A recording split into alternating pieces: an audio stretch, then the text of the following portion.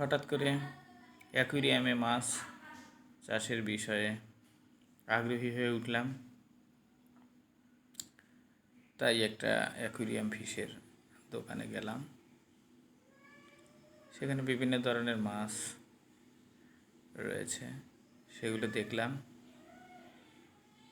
সব ভালোই লাগতেছিল, অসাধারণ লাগতেছিল। একে একে সবগুলো পর্যবেক্ষণ করলাম, সবগুলো মাছ দেখছিলাম। কি সুন্দর লাগতেছিল, আসলে খুবই অসাধারণ লাগতেছিল। আমি আমার মেয়েকে নিয়ে গিয়েছিলাম, সে তো মাছ রেখে আর আসবেই না বাসায়। দেখুন কি অসাধারণ লাগতেছিল, সব মাছগুলোই অসাধারণ লাগতেছিল।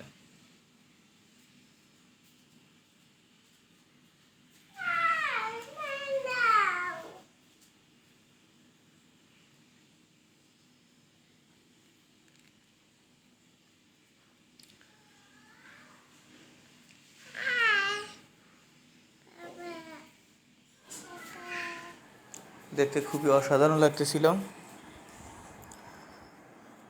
সব দেখার পরে মাছগুলো দেখার পরে এই নতুন নতুন বানিয়ে রেখেছে এগুলো বিক্রির জন্য, এগুলো দরদাম করলাম। এটা ভালোই লাগছে। এটা একটু বড়, এই যে এটা একটু ছোট, বাট দেখতে অনেক সুন্দর ছিল। এখানে অনেক রয়েছে ছোট ছোট, যেগুলো দেখতে আসলে অসাধারণ লাগতেছিল। এখানে ভিতরে আরও কিছু জীবন্ত মাছ রয়েছে যেগুলো রেখে দিয়েছে, যেগুলোও পর্যবেক্ষণ করলাম। আমার কাছে খুবই অসাধারণ লেগেছে। দেখতে দেখতে আমি তো একেবারে এই মাছগুলো চাষের প্রতি একেবারে প্রেমেই পড়ে গেলাম আর কি। এখন কবে বাসায় নিয়ে আসবো, তবেই মনে শান্তি আসবে। দেখতে দেখতে এখানে অনেক মাটির তৈরি জিনিসপত্র ছিল, যেগুলো দেখতে সত্যিই খুবই অসাধারণ ছিল। এবং অ্যাকুয়ারিয়ামে যে ফিশগুলো ছিল, এগুলো আমরা দোকানের ভিতর থেকে এখন দেখছি, তখন বাইরে থেকে দেখতেছিলাম। এই মাছগুলো আমার কাছে খুবই ভালো লেগেছে।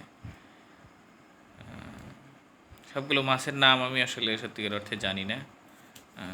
এখন এটা নিয়ে স্টাডি করবো ইনশাল্লাহ, কেননা আমি এইগুলো মাছ চাষ করার চিন্তা ভাবনা করতেছি। আশা করি সবারই এগুলো ভালো লাগে, বাট এটার পরিচর্যা নাকি অনেক কঠিন আসলে। মাছগুলোকে জীবিত রাখা, এদের খাওয়ানো, এদের মেনটেন্স করা খুবই যত্নশীল না হলে আসলে পসিবল না।